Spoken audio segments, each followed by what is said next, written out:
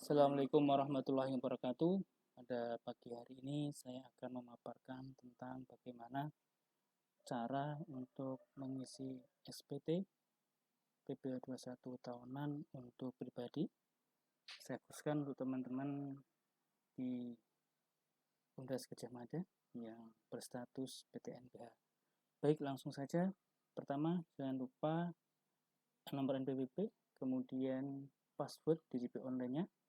Kemudian kita buka di silahkan, kalau saya biasa dengan Chrome, saya juga dengan Mozilla. Kita ketik DJP online, djponline.pajak.go.id.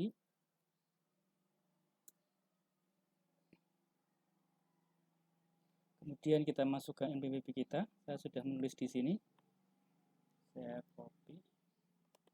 Kita masukkan NPWP. Bapak Ibu silahkan dengan diketik. Kemudian kita masukkan password kita.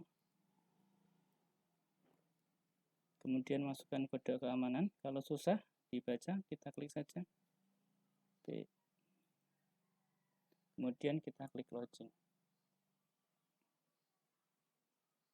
Oke, kemudian ada beberapa menu di DJP online, yaitu dashboard, profil, bayar, dan lapor. Kita akan laporkan, kita klik lapor. Kemudian di sini ada e-filing dan e-form. Saya lebih suka menggunakan e-form karena dapat dikerjakan secara online. Silahkan klik e-form. Nah, kemudian sudah di halaman e-form, kita klik buat SPT di sini. Kemudian ada beberapa pertanyaan yang harus kita jawab. Yang pertama, apakah Anda menjalankan usaha atau pekerjaan bebas? Tidak, karena kita pegawai. Kemudian, apakah seorang suami atau istri yang menjalankan kewajiban perpajakan terpisah? Saya tidak. Kemudian, apakah penghasilan bruto yang boleh selama setahun kurang dari 60 juta? Saya lebih. Itu saya klik, kemudian klik e-form. Ini disesuaikan, kalau Bapak Ibu memang kurang, maka kliknya ya. Akan diarahkan ke form SS. Jika tidak, maka diarahkan ke e-form 177S. Kita klik di sini. Kemudian tahun pajaknya 2019. Kemudian status SPT karena kita baru pertama kali adalah normal. Kalau pembetulan kita klik pembetulan ya, ini masih normal. Kemudian hanya kirim token ini jika hanya minta token saja. Kita akan meminta e-form dan juga tokennya. Hingga klik di sini, kirim permintaan. Oke, maka sebelah kiri kita ini sudah terunduh e-form. Kita buka e-formnya.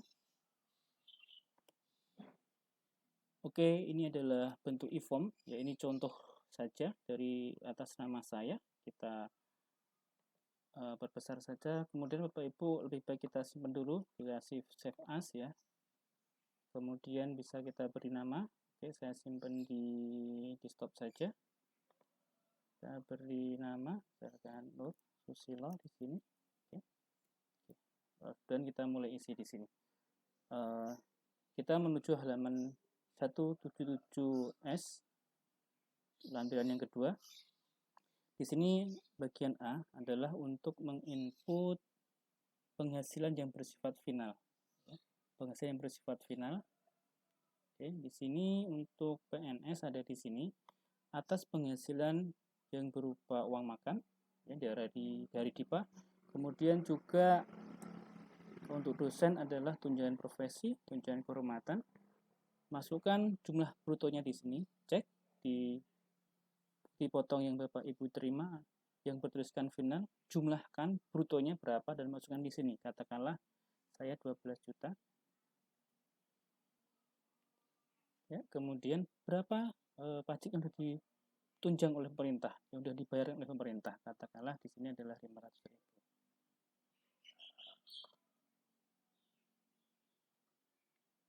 Seperti ini ya. Oke. Terisi seperti ini. Ya, terisi seperti ini, 12 ya. Kemudian di halaman kedua bagian B adalah kode harta. Kita input harta kita di sini, sesuaikan tahunnya ya, katakanlah seperti ini. Saya sudah ada tabungan lagi karena begini. Kemudian kita ada hutang yang masih ada, begitu, jika ada. Kemudian jika sudah, klik selanjutnya. Ya, di halaman 1 ini Bapak Ibu ada beberapa penghasilan lainnya seperti bunga, royalti, dan sebagainya yang bersifat final. Ya, kemudian juga ada penghasilan yang sudah tidak termasuk objek pajak. Ya. Kemudian juga di sini ada bagian yang paling penting adalah PPP pemotong. Kita masukkan di sini adalah bukti potong PNS kita dan juga bukti potong dari UGM yaitu dari A1. Kita input saja di sini. Oke, kita masukkan bukti potong di sini. Saya dari A1 kita masukkan di sini. Nomor NPWP-nya ada di sini. Kita inputkan di sini, Bapak Ibu, kita inputkan di sini NPWP-nya. Silahkan. Kemudian nama pemotongnya adalah Universitas Gajah Mada. Oke, kemudian nomor buktinya.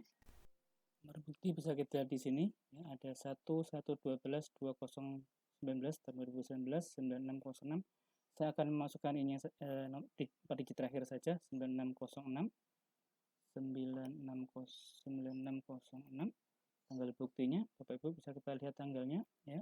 Tanggalnya 31 Desember 2019 kita masukkan di sini. 31 Desember 2019. 31 Desember 2019. Kode pasalnya adalah PPH 21. Kemudian jumlah yang terutangnya kita lihat. Ini kita lihat di contoh saya ini, contoh saja 8796. 8976. Kemudian 250 ya, 250. Kemudian untuk Bapak Ibu yang PNS tambah lagi untuk bukti potong dari pemerintah atau dari DIPA. Tuh, kita inputkan di sini Bapak Ibu sesuaikan NPWP-nya, saya hanya contoh saja. Kemudian di sini sekretariat Ditjen Dikti ya, lihat di bukti potong. Nomornya jika ada kita buat nomor asal saja. Kemudian cek bukti potongnya tanggal berapa. Kebetulan ini misalkan maksimal bukti potong diberikan 31 Januari ya, kita pura-pura aja diberikan tanggal 13 Januari.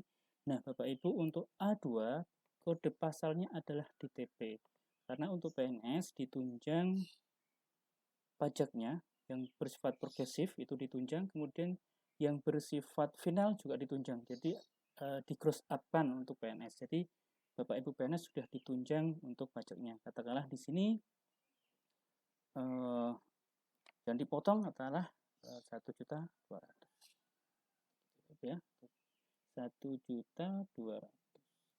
Total yang sudah dipotong oleh pemberi kerja adalah 10 juta sekian. Jika sudah, kita lanjut selanjutnya. Oke, di sini kita mengisikan nomor telepon. Silahkan Bapak Ibu isikan nomor telepon ya, sesuai dengan kondisi yang ada. Ini contoh saja. Kemudian untuk status perpajakannya adalah kakak, kepala keluarga, saya kepala keluarga. Kemudian jumlah rupiahnya ya, ini adalah penjumlahan dari A1 dan A2. A1 di baris 12, sedangkan di A2 di baris 14. Silahkan dijumlah dengan di situ ada kata-kata penghasilan itu sehubungan dengan pekerjaan ya. Kita jumlahkan, katakanlah saya mendapatkan 167 juta, katakanlah begitu. 160 juta kerugian ya, 160 juta. Ini kemudian kita ke kolom B, jangan sampai lupa. Ini adalah status perpajakan atau PTKP-nya. Saya K2 ya, saya milih juga TK untuk ibu-ibu, ini adalah TK. Saya K2 ya, jumlah K2. Oke, jumlahnya seperti ini Bapak Ibu. Salah ini, maaf ini biar kurang bayar. 200 juta gitu ya. Nah, PTKP saya segini sebesar 67, kemudian ini adalah penghasilan kena pajaknya yang diperhitungkan. Kemudian ini adalah perhitungan progresif di akhir tahunnya seperti ini, jumlahnya 14 juta sekian. Kemudian di kolom C, baris 11 ini adalah jumlah yang terhutang. Secara perhitungan progresif digabung ya. Jadi kalau PNS ada A1, kemudian ada A2.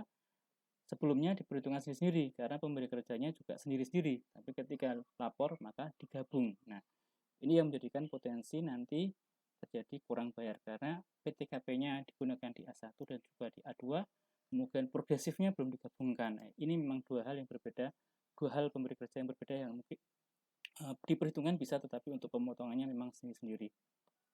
Sehingga di sini muncul kurang bayar sebesar 4 sekian juta. Nah, 4,6 juta.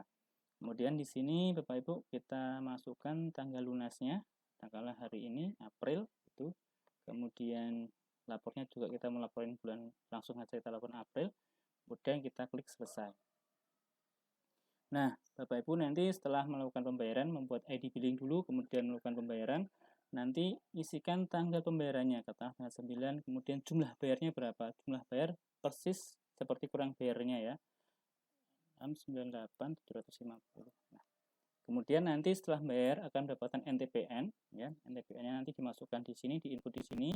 Kemudian Bapak Ibu tadi ketika kita minta